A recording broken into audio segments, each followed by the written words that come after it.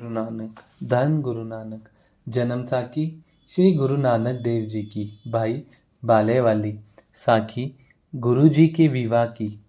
इसके पश्चात संसार के श्री गुरु नानक देव जी फिर मोदी खाने का काम सुचारू रूप से करने लगे। तब एक पत्र श्री गुरु जी के ससुराल से आया, जिसमें आषाढ़ शुक्ल पक्ष की सप्तमी का विवाह नियत किया हुआ था। यह विवाह पढ़कर जितनी प्रसन्नता नानकी जी को हुई, वह कथा से बाहर है। यह शुभ सूचना तलवंडी में श्री कालू जी को दी गई। पताशे और 5 रुपए निधि ब्राह्मण के हाथ तलवंडी में पहुंचा गए। कालू जी के तथा अन्य संबंधियों के आनंद की सीमा न रही। कालू जी ने अपने ससुराल में व अन्य संबंधी को सूचित पत्र भेज दिया। अनेक प्रकार से इस प्रस्ताव का प्रदर्शन किया गया। तुरंत पश्चात श्री कालू जी ने राय बुलार के निकट जाकर विवाह की सूचना दी और कहा कि हुजूर, आपके दास नानक का विवाह आषाढ़ शुक्ल पक्ष की सप्तमी को नियत हुआ है। यह शब्द सुनकर राय बुलार को अत्यंत क्रोध हुआ। उन्होंने श्रद्धा से मिले हुए क्रोध के साथ कहा, हे कालू, तू अल्प बुद्धि है। तू संसार के पिता को अपना पुत्र मान रहा है। तेरा यह शब्द है कि आपके दास नानक का विवाह है, सुनकर मन को ठेस लगी है। पटवारी साहेब, श्री नानक देव जी के चरणों में अनेक दास मेरे जैसे हैं। वह तो अखिल विश्व स्वामी है। कालू जी को कुछ ज्ञान हुआ और क्षमा याचना की। राय बुलार ने कहा कि हे कालू, तू भी मुंह का कड़वा और जैसे को तैसा मिले। मैं मूले को भी जानता हूँ, वह भी धैर्य विहित पुरुष है। तुम दोनों कुड़म एक जैसे बुद्धि के स्वामी हो। परमात्मा ही सब काम ठीक करे तो करे। तब कालू जी ने कहा, हुजूर, मेरा एक ही पुत्र है। मैं उसके विवाह में कोई ऐसे शब्द क्यों कहूँगा जिसमें विघ्न का भय हो। राय ने कहा, अच्छा, आप लोग सुल्तानपुर को जाओ। अत श्री नानक देव के चरणों में मेरा सलाम कहना और सत्कार करना। तब श्री कालू जी के साथ लालू जी, परसराम, इंद्रसेना, फिरदा, जगतमल्ला, लालचंद, जगत राय, जटमल और इनके अतिरिक्त जितने भी बेदी उपस्थित थे, सभी तैयार हो गए और माजे से राम जी आदि भी आ गए। सभी सुल्तानपुर में पहुंच गए। जब विवाह के दिन में 5 दिवस रहे, तब विवाह का कार्य प्रारंभ हुआ। अत बारात सुल्तानपुर से आनंद पूर्वक विदा हुई। श्री मुल्ले जी को सूचना देने के लिए निध ब्राह्मण को भेजा गया और कहा गया कि मुल्ले जी को जाकर बता दो कि सुल्तानपुर से बिदैया की बारात आ गई है। निधा जी गए तथा जाकर आशीर्वाद दिया और कहा कि हे जजमान, बाहर बाग में बारात ठहरी हुई है। मुझे श्री परमानंद जी ने आपके पास सूचना के लिए भेजा है। मुल्ले जी ने अपनी बरादरी को सूचना दी तथा सोए अजित रंधावे के पास गए, जो पखों के का चौधरी था। मुल्ले जी ने उसे कहा कि चौधरी जी, बेदियों की बारात बाग में ठहरी हुई है, आप भी स्वागत के लिए चलो। उस चौधरी के पिता ने अपने पुत्र को कहा कि आप जाओ, मैं वृद्ध हूँ, जाना कठिन है। तुम जाकर मुल्ले जी के कथना अनुसार सब काम करो। हे मुल्ले जी, मेरा शरीर शीतल्यम होने से जा ही नहीं सकता। जब चौधरी जी ने कहा, मुल्ला जी, मैं आपके स्वभाव से परिचित हूँ। बारात ऊंची कुल की है, अर्थात बेदी लोग है। कोई शब्द ऐसा नहीं कहना जिससे हम लोगों के निंदा हो। मैंने सुना है कि लड़के का पिता जो पटवारी का काम करता है, वह भी जबान का कड़वा है तथा परमानंद जी बहुत ही बुद्धिमान सुन रखे हैं। आपकी ओर से उनका सम्मान तथा सत्कार हो उचित है। यह सुनकर मुल्ला जी ने कहा कि हे चौधरी जी, हम तो उस परमात्मा का आश्चर्य है, तथा पश्चात निध ब्राह्मण को कुल रीति करके विदा किया और आप सभी मिलकर बारात के स्वागत को चले तथा पूर्व रीति अनुसार बैटरिया का सामान भी साथ लिया। बारात को पहली रोटी कच्चा अन्न देने की प्रथा पंजाब में थी, जिसे बटेहरी कहते हैं। फिर आदर सत्कार के सहित बारात को नगर में प्रवेश कराया गया। कालू और जयराम जी का पिता रुपए पैसे श्री नानक देव जी के सिर से वार कर फेंके जा रहे थे। एक अच्छा स्थान पर बारात को ठहरा गया। वर को देखकर संपर्कस्थ नर नारी अपार प्रसन्न हुए। सभी लोग मुल्ला जी के प्रालंबित की सराहना करने लगे। इंद्रादिक देवता तथा उनकी देवगणियों विभोस्ता देखने को आ गए। जिस समय वर को घोड़ी पर सवार करके बारात गई, उस समय का दृश्य देखने से ही संबंध रखना था। उसे लेखनी से लिखना अदृष्टता है, क्योंकि जगत पिता का विवाह था। श्री गुरु नानक देव जी की आरती उतारी गई। ब्रह्मा ने वेद उच्चारण किए। इसी प्रकार सभी देवगण मंगल कार्य करने लगे। आषाढ़ शुक्ल पक्ष की सप्तमी को प्रातःकाल श्री गुरु नानक देव जी महाराज का विवाह हुआ। श्री सुल्तान जी को विधि पूर्वक स्नादिक करवाया कर खारे पर श्री गुरु जी के साथ बिठाया गया। अभी 5 घड़ी रात्रि शेष थी जब लाव शुभ कार्य उत्पन्न होने लगा। राग सुर महला पहला। श्री मुखवान। राम पहिलडी लाओ सतगुरु, सतजन सलित बलि राम जियो। त्रेया गुण बिस्तर अनहद, वजिय बलि राम जियो। वजाया आनंद समुद्र माथिया, लचको निकली। 33 करोड़ छेड़ी के आई, ठाकुर को मिली। विया ठाकुर चरण लाई, ओड भगत निवाहिया। अरदास नानक लाओ पहली, भला सतगुरु सजाइया। और फिर वचन किए गए। फिर श्री गुरु नानक जी का विवाह निर्विघ्न संपन्न हुआ। बाले ने कहा, मैं कहने लगा हूँ, वह अपने नेत्रों से देखा हुए बात है। अनेक बातें सुनकर श्री गुरु अंगद देव जी को वैराग हो गया। जिस समय लाव का समय आया, तब गुरुजी ने कहा, भाई बाला, तुम हमारे निकट ही रहो। मैंने कहा, मैं तो आपके निकट ही हूँ। जो कुछ छुप कर खर्च हुआ है, वह तो मेरे द्वारा ही हुआ है। तो गतो विवाह कार्य मंगलमिक तथा आनंद पूर्वक व्यतीत हुआ है। बारात 3 दिन ठहरी रही। चतुरे दिन गुरुजी डोली लेकर बारात के सहित सुल्तानपुर आए। उस समय कालू जी और लालू जी ने कहा कि नानक जी और नवविवाहित कन्या को अब तलवंडी में जाना उचित है। परंतु नानकी जी और जयराम चाहते थे कि नानक जी तथा कन्या यही सुल्तानपुर में ही निवास करें। तब परमानंद ने कहा, सुनो मूलचंद जी, यह प्रथम वार है। अब तो इनको अपने घर तलवंडी में जाना उचित है, क्योंकि श्री माता जी ने भी शगुन आदि करना है। फिर नानक जी ने कहा, तब नानक जी ने यहाँ ही रहने हैं, क्योंकि मोदी खाने की देखरेख करनी है। डोली के सहित गुरुजी तलवंडी को चले। गुरुजी ने कहा, बालाजी, जब तक हम नहीं आते तब तक तुम काम चलाओ। बाले ने कहा, मैं एक अशिष्ट जाट हूँ, मैं मोदी खाने का काम चलाने में असमर्थ हूँ।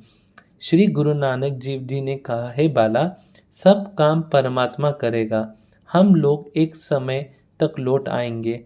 बाले ने कहा, मैं तो आपकी आज्ञा पालन करने वाला हूँ, परंतु मेरा मन चाहता था कि मैं आपकी लीला जो तलवंडी में होगी उसे दूर न रहूं, वह देखने की इच्छा थी। परंतु आपकी आज्ञा सिरोधारिक है। 1 महीने के पश्चात श्री गुरुजी सुल्तानपुर में आ गए। बहन बहनोई के प्रेम सहित मिले। यथोचित सम्मान हुआ। माता चोनी जी ने अपनी ननंद के चरण स्पर्श करके आशीर्वाद प्राप्त किया। दूसरे दिन गुरुजी मोदी खाने की विराजमान हुए। रीति के अनुसार मूलचंद जी एक दिन आकर चोनी जी को उनके मायके ले गए। उधर गुरुजी मोदी खाने में टूल पकड़कर लोगों को प्रत्येक वस्तु तोल कर देने लगे तथा बालाजी पकड़ पकड़ कर देते थे। गुरुजी अपने प्रकृति के अनुसार साधु समाधि के बिना मूल्य ही सेवा करते थे।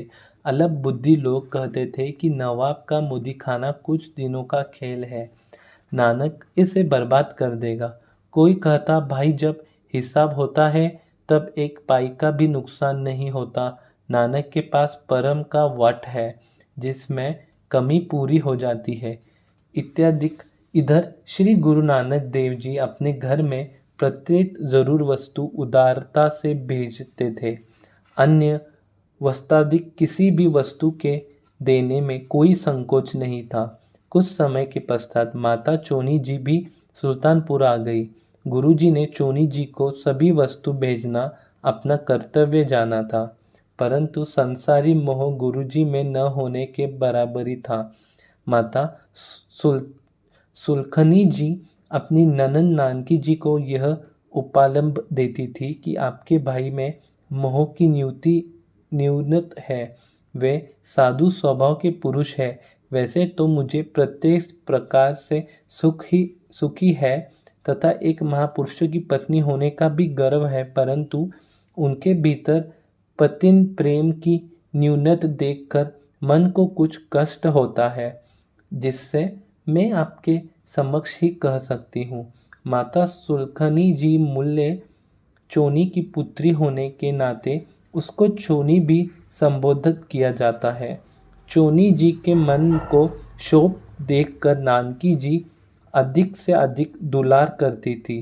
फिर छोटी बरजाई वैसे भी दुलार की इच्छुक होती है। गुरुजी महाराज जिस दिन प्रभु नाम की मस्ती में आते प्रोत होते थे, तब आपको घर आना भी विस्मरण हो जाता था। जब कभी मुल्ला जी अपनी पुत्री को मिलने आते थे, तब सुलखनी जी उपालंब भरे वाक्य कहती थी कि आपने मुझे कहा दे दिया, जिसको आपने मेरे पति बनाया है वह तो कई कई दिन घर में भी नहीं आते और पूर्ण रूप की बात भी नहीं कहते। तब मुल्ला जी राय राम से झगड़ने तथा कहते थे कि मैंने तुम्हारा ही आग्रह से अपनी कन्या को दुखी किया है। जब कभी नानक जी से मूल का अथवा उसी की स्त्री जिसका नाम चंदोरानी था मिलाप होता था, तो सास ससुर नानक जी पर क्रोध की बौछार करते थे, परंतु सद्गुरु तो प्रभु मस्ती में आते प्रोत होते बोलना तक भी पसंद नहीं करते थे।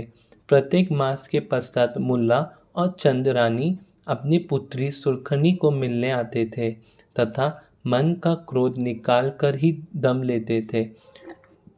चंदोरानी बीबी नानकी जी से लड़ाई झगड़ा करती थी। कहती थी, सुन नानकी, तुम लोगों को परमात्मा का भय नहीं है। यदि तू अपने भाई को समझाने वाली हो जाए तो मेरी पुत्री पति प्रेम से कभी विचलित न रहे। तेरा ही दोष है जो हमें दुख कर रही है।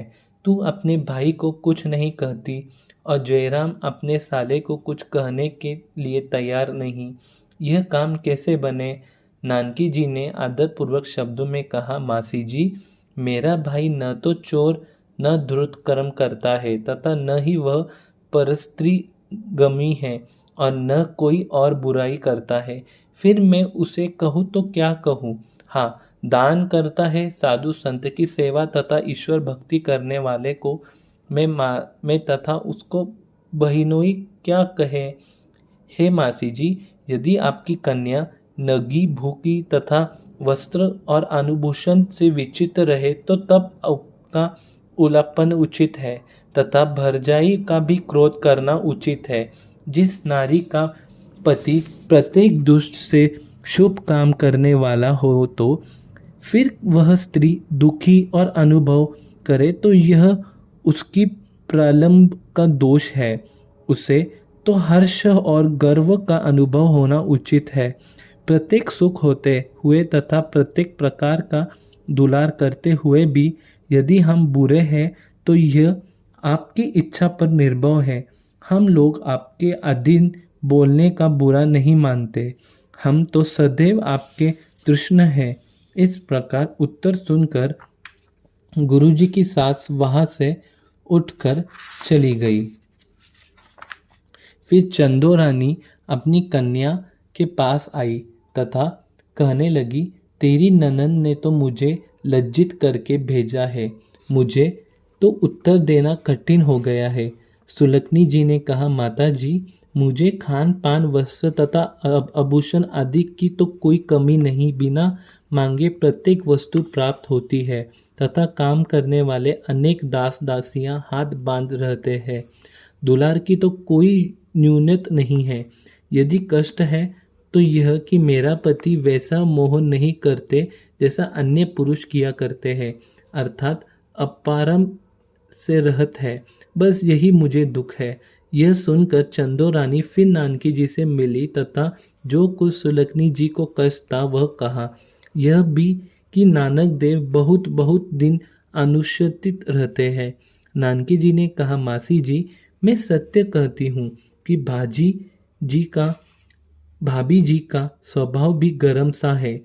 मेरे अनेक बार बुलाने पर यदि कभी मेरे घर में आप भी जाती है तो क्रोध से भरी बातें करती है, परंतु मैं उसे छोटी भौजाई समझकर सदैव प्रेम करती हूँ। चंदो रानी ने कहा, देख बीबी नानकी, सुलखना ही नहीं अपितु संसार में स्त्री जाति को पति प्रेम अवश्य चाहिए। नानकी जी ने कहा, यह तो आपका कथन सत्य है, ईश्वर कृपा करेगा, परंतु अपनी कन्या को भी कुछ समझा कर जाओ जिससे उनके स्वभाव में परिवर्तन हो। पति के हृदय में प्रेम उत्पन्न करना स्त्री का पवित्र चतुरत है। इस बात को आप ध्यान से विचारोगे तो आश्चर्य सत्य पाओगे। फिर मासी जी, मैं तो अपने भाई नानक देव को परमेश्वर अवतार मानती हूँ और मेरा भाई मेरी बात स्वीकार करेगा, जिससे भौजाई कष्ट न मुक्त हो जाएगी। इतनी बात के पश्चात चंदो रानी चली गई। एक दिन श्री नानक देव जी बहन नानकी को आकर मिले। प्रसन्नता पूर्वक सत्कार के पश्चात नानकी जी ने कहा, मैं आज अपने अहोभाग्य समझती हूँ जो परम ज्योति रूप भ्राता के पवित्र दर्शन से चरम शत्रु प्रसन्न कर रही हूँ। तब श्री नानक देव जी कहने लगे, बहन जी, मैं तो आपका सेवक हूँ। नानकी ने कहा, आप ऐसे न कहा करो। गुरुजी ने कहा, आप मुझसे बड़ी हो, इसलिए यही कहना उचित है। नानकी जी ने कहा, इसमें संदेह नहीं कि मैं आयु की दिनों से बड़ी हूँ, परंतु भाई जी, आप कर्तव्य में बहुत ही बड़े हो। बड़ा वही है जिसमें बड़ाई पाई जाए। तब नानक जी ने एक रहस्यपूर्वक दृष्टि से बहन को देख कर कहा, नानकी जी, आपके ऊपर उस अकाल पुरुष की अपार अनुकृपा है। जिस पर प्रभु कृपा होती है उसे ही ज्ञान चक्षु प्राप्त होते हैं, दूसरों को नहीं। नानकी जी ने कहा कि मैं प्रभु कृपा तब मानूंगी जब आप मेरे आग्रह स्वीकार करोगे। तब सर्वज्ञ नानक जी बोले, बहन जी, आपकी प्रत्येक आज्ञा को स्वीकार करूंगा। आप इस जन्म में ही मेरी बहन नहीं हो, अपितु पूर्व जन्म में भी आपका भाई था, मैं आपका भाई था तथा आप मेरी पूज्य बहन थी। फिर आपकी मुझ पर सदैव कृपा रही है। मैं आपका आभा हूँ, इसलिए आपकी आज्ञा अवश्य मानूंगा। श्री गुरु नानक देव जी की यह प्रतिज्ञा सुनकर नानकी जी ने कहा, भाई जी, आप जानते हैं कि स्त्री के लिए पति देव का केवल प्रेम ही इस लोक में आश्चर्य होता है। अधिक क्या कहूँ, मैंने सुना है कि आप हमारी भौजाई जी को प्रेम दान नहीं देते। नानक जी ने कहा, मैं आपका समय प्राण कर चुका हूँ, अब तो तुम्हारा ही कथन करना होगा और करूँगा। अब इस बात को छोड़ दो। नानकी जी ने कहा, हे भाई जी, बहनों की हृदय में सदैव भाई की संतान को गोदी में लेकर खिलाने का अत्यधिक चाव होता है। मैं भी आपकी संतान को गोदी में खिलाना चाहती हूँ।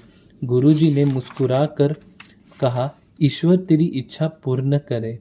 इतनी कहकर गुरुजी निवास स्थान को चल दिए। उस दिन से गुरुजी नियम अनुसार घर में ही निवास करते लगे। धन गुरु नानक। वाहिगुरु जी का खालसा, श्री वाहिगुरु जी की फतेह।